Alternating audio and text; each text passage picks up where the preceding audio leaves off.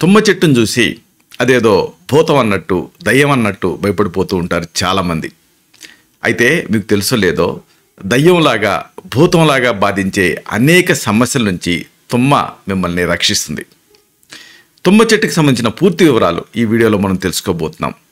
ముఖ్యంగా తుమ్మను ఏ పేర్లతో పిలుస్తారు, అలాగే అసలు తుమ్మ అనేది చూడటానికి ఎలా ఉంటుంది, ఎక్కడ పెరుగుతుంది, ఇంకా తుమ్మలో ఏ ప్రత్యేకతలు ఉన్నాయి, ఎలా ఉపయోగపడుతుంది, ఈ మొత్తం సమాచారాన్ని ఈ వీడియోలో మనం తెలుసుకోబోతున్నాం.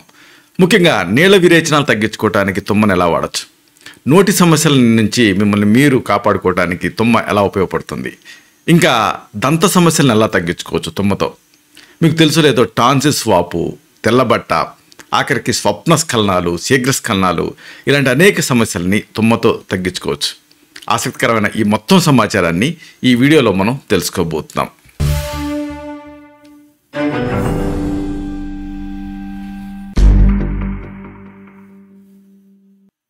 మిత్రులారా నమస్కారం, నేను మీ డాక్టర్ చిరుమామిళ్ళ మురళీ మనోహర్. ఈ వీడియోలో ఎంతో ఆసక్తికరమైన ఈ విషయాన్ని మనం తెలుసుకోబోతున్నాం. ఇదే తుమ్మలో దాగున్న ప్రత్యేకతలు, ఔషధపు విలువలు, ఈ సమాచారాన్ని తెలుసుకుందాం. మెయిన్గా తుమ్మ అంటంతోనే కొంతమందికి తెలుస్తుంది, కొంతమందికి తెలియదు. కానీ అందరూ కూడా ప్రపంచవ్యాప్తంగా దీన్ని గుర్తుపట్టాలంటే దీనికి ఒక పద్ధతి ఉంది. అంటే తుమ్మని ఏ పేర్లతో పిలుస్తారు, ముఖ్యంగా బొటానికల్ సోర్స్ ఏమిటి, ఇది తెలుసుకోవాలి. అకేషియా అరాబికా అనేటువంటి పేరుతోటి తుమ్మని పిలుస్తారు. ఈ బొటానికల్ సోర్స్ని మీరు దీంతో సెర్చ్ చేస్తే అప్పుడు కరెక్ట్గా ఎగ్జాక్ట్గా మనం మాట్లాడుకోబోయేటువంటి మొక్క గురించి తెలుస్తుంది. లేకపోతే వేరే మొక్కల్ని ఈ తుమ్మ మొక్క అనుకునేటటువంటి అవకాశం ఉంటుంది. సంస్కృతంలో దీన్ని బొబ్బులా అంటారు. ఈ పేరుతోటే బబుల్ టూత్పేస్ట్లు ఇలాంటివి కూడా ఉన్నాయి. అయితే అసలైన విషయం ఏంటంటే ఇది ఎలా కనిపిస్తుంది, ఎలా ఉంటుంది. నిజానికి దీని గురించి చెప్పాల్సి వస్తే వేప చెట్టు గురించి చెప్పడం లాంటిది. అంటే అంత సాహసం. ఎందుకంటే తుమ్మ చెట్టు తెలియనటువంటి భారతీయులు ఉండరు. తుమ్మలో మామూలుగా ఈ తుమ్మ జనసామాన్యానికి చేరువైంది అనడానికి మనకి అనేక ఉదాహరణలు, జాతీయాలు ఉన్నాయి. ఉదాహరణకు తుమ్మలో సూర్యుడిలాగా అని మీరు ఉంటారు. అలాగే తుమ్మ మొద్దులాగా ఉన్నాడు అంటారు. అంటే అంత స్టబ్బర్న్గా ఉన్నాడని, అంత గట్టిగా ఉన్నాడని. ఈ జాతీయాలు మనకి పరిచయమే. అంటే medicine to A level of common man అంటానికి ఇది ఒక ఉదాహరణ. ముళ్ళతోటి ఉండేటువంటి కొమ్మలు ఉంటాయి. అలాగే తుమ్మ చెట్టు గురించి ప్రత్యేకంగా చెప్పుకోవాల్సింది ఏంటంటే దాని నల్లటి బెరడు. ఇంకా ఆసక్తికరమైన విషయం ఏంటంటే దీనికి కాంట్రాస్ట్గా చక్కటి పసుపు రంగులో దీనికి పువ్వులు ఉంటాయి. ఇవి తుమ్మ చెట్టు ప్రత్యేకతలు. అయితే ఈ తుమ్మ మరి ఎక్కడ పెరుగుతుంది, ఇది కూడా తెలుసుకోవాలి. నిజానికి ఇక్కడ అక్కడ లేదు, మన మొత్తం భారతదేశంలో ఇది కనిపిస్తూనే ఉంటుంది. ఆ మాటకు వస్తే ఇది ప్రాథమికంగా పాకిస్తాన్ అలాగే సింధ్ ప్రాంతానికి సంబంధించింది. ఇక అక్కడి నుంచి అందుకే అరాబికా అనే పేరుంది. అక్కడి నుంచి భారతదేశానికి ఇలాగా ఇది మైగ్రేట్ అయింది. తుమ్మ చెట్టు మనకి అన్ని ప్రాంతాల్లో మన భారతదేశంలో విరివిగానే కనిపిస్తాయి. ప్రత్యేకంగా చెప్పుకున్నాం కదా, ఆఫ్రికా అంతటా ఇది పెరుగుతుంది. అయితే దీని గురించి చెప్పాలనుకున్నప్పుడు దీని ప్రత్యేకతలు వీటిని తెలుసుకోవాలి. తుమ్మ చెట్లో ముఖ్యంగా ఉపయోగపడేది ఏమిటి అంటే దాని ఆకులు ఉపయోగపడతాయి ఔషధం కింద, బెరడు ఉపయోగపడుతుంది, అలాగే జిగురు కూడా ఉపయోగపడుతుంది. వీటిలో ఈ ఔషధ గుణాలు ఎక్కువ ఉన్నాయి. తుమ్మ చెట్టు నుంచి మనకి దొరికేటువంటి జిగురు, దీనికి కొన్ని ప్రత్యేకమైన ఔషధ తత్వాలు కూడా ఉన్నాయి. అంటే ఏదో కెమికల్ జిగురులాగా ఇది ప్రమాదకరం కాదు. ఈవెన్ దీన్ని కూడా ఔషధం కింద వాడచ్చు. అయితే మరి ఇది ఎలా ఉపయోగపడుతుంది, దీన్ని ఔషధం కింద ఎలా వాడుకోవచ్చు, ఇది తెలుసుకుందాం. తుమ్మలో నిజానికి మనం ఆ తుమ్మ చెట్టును చూసి చాలామంది దాన్ని కొట్టేస్తూ ఉంటారు. కానీ అది మన ఊళ్ళో ఉంటే, అది మన పరిసరాల్లో ఉంటే మనం ఒక డాక్టర్ని మన ఇంట్లో ఉంచుకున్నట్టే. అన్ని ఉపయోగాలు దీనికి ఉన్నాయి. వరుసగా ఈ ఔషధపరమైనటువంటి ఉపయోగాలని మనం తెలుసుకుందాం. ముఖ్యంగా నీళ్ళ విరేచనాలు ఇవి ఎక్కువగా ఇబ్బంది పెడుతూ ఉంటాయి. ఎండాకాలం ఇబ్బంది పెడుతూ ఉంటాయి, వర్షాకాలం ఇబ్బంది పెడుతూ ఉంటాయి. అలాగే అన్ని సీజన్స్లోనూ ఈ నీళ్ళ విరేచనాలు బాధిస్తూ ఉంటాయి. ఇలాంటప్పుడు ఈ తుమ్మను ఉపయోగించి ఒక చక్కని ఔషధాన్ని తయారు చేసుకోవచ్చు. తుమ్మ ఆకులు, జీలకర్ర, వాము ఈ మూడింటిని కలిపి నీళ్ళకి వేసి మరిగించి కషాయం తయారు చేయండి. దీన్ని ఒక 50 ml చొప్పున తాగుతూ ఉంటే ఉదయం, మధ్యాహ్నం, రాత్రి డయేరియా అంటే నీళ్ల విరేచనాలు తగ్గుతాయి. ఈ బెరడుతో చేసినటువంటి కషాయం కూడా ఇలాగే ఉపయోగపడుతుంది. అంటే తుమ్మ బెరడుతో కషాయం తయారు చేసుకొని తాగితే కూడా స్టిప్టిక్ యాక్షన్ ఉంటుంది. అంటే ఆ స్రావాల్ని అడ్డుకునేటువంటి నేచర్ దీనికి ఉంటుంది.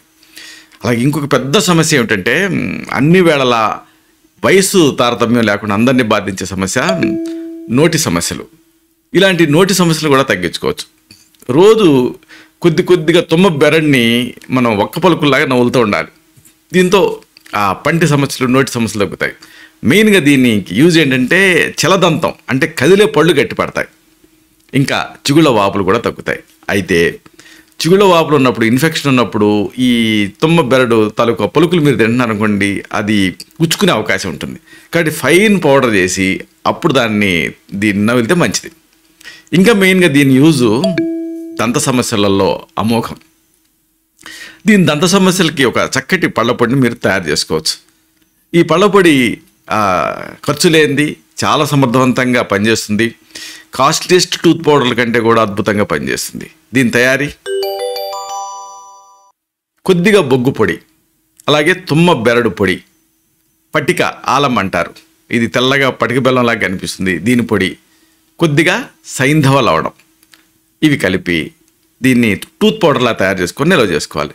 రోజు దీంతో పళ్ళు తోముకుంటూ ఉంటే వజ్రాల లాంటి గట్టి దంతాలు మీ సొంతం అవుతాయి. అలాగే ఇంకొక ప్రాబ్లము, మెయిన్గా ఇది పిల్లల్లో కనిపిస్తూ ఉంటుంది, ఇదే టాన్సిల్ స్వాప్. ఆ మాటకు వస్తే పిల్లలే కాదు, పెద్దలు కూడా దీంతో సతమతం అవుతూ ఉంటారు. ఇలాంటప్పుడు ఒక అద్భుతమైన ఖర్చు లేని వైద్యం తుమ్మతో ఉంది. తుమ్మ బెరడు నీళ్ళకి వేసి మరిగించి కషాయం తయారు చేయాలి. దీనికి కొద్దిగా సైంధవ లవణం కలపాలి. ఈ కషాయంతో పుక్కిట పడితే మంత్రం వేసినట్టుగా ఈ టాన్సిల్ స్వాపు వెంటనే తగ్గిపోతుంది. ఇంకొకటి, మహిళల్ని ఎక్కువగా ఇబ్బంది పెట్టేటువంటి ఒక సమస్య ఉంది, ఇదే వైట్ డిశ్చార్జ్, తెల్లబట్ట, బట్టంటు రోగం అని కూడా అంటూ ఉంటారు. సాధారణంగా ఇన్ఫెక్షన్స్, రక్తహీనత ఇలాంటి సమస్యల వల్ల ఇది వస్తూ ఉంటుంది. ఇలాంటప్పుడు దీంతో ఒక ఆసక్తికరమైనటువంటి వైద్యం ఉంది. తుమ్మ బెరడు దీన్ని నీళ్ళకి వేసి మరిగించి కషాయం తయారు చేయాలి. ఈ కషాయంతో వెజైనల్ డూష్, దీన్ని ఆయుర్వేదంలో యోని ప్రక్షాళనం అంటారు, ఇలాగా వాడుతూ ఉంటే లుకోరియా సమస్య తగ్గుతుంది. ఇంకొకటి, యంగ్స్టర్స్ని ఎక్కువగా ఇబ్బంది పెట్టేది, ఎక్కువ భయపడుతూ ఉంటారు, అదే సమయంలో దీని నుంచి బయటికి రారు, ఇదే స్వప్నస్ఖలనాలు. అలాగే యువకులైనటువంటి భర్తలను ఇబ్బంది పెట్టేది శీఘ్రస్ఖలనాలు, ప్రీమెచ్యూర్ ఎజాక్యులేషన్, నాక్టర్నల్ ఎమిషన్స్. ఇలాంటి ఈ సమస్యలు ఉన్నప్పుడు దీని తుమ్మతోటి ఒక ఆసక్తికరమైన వైద్యం ఉంది. లేత తుమ్మకాయలు, వీటిని సింపుల్గా తింటూ ఉండాలి. దీంతో స్వప్నస్ఖలనాలు తగ్గుతాయి, అలాగే శీఘ్రస్ఖలనం సమస్య కూడా తగ్గుతుంది. ఇలాంటి మరిన్ని ఇన్ఫర్మేటివ్ వీడియోస్ కోసం ఈ ఛానల్ని సబ్స్క్రైబ్ చేసుకోండి. అలాగే ఈ వీడియోలు అప్లోడ్ అయ్యి అవడంతోనే ఆ విషయం మీకు తెలియడం కోసం బెల్ బటన్ని క్లిక్ చేయండి. అన్నిటికంటే ముఖ్యంగా ఇలాంటి మంచి విషయాలు 10 మందికి ఉపయోగపడటం కోసం ఈ వీడియో తాలూకు లింక్ని మీ సర్కిల్స్తో షేర్ చేసుకోండి.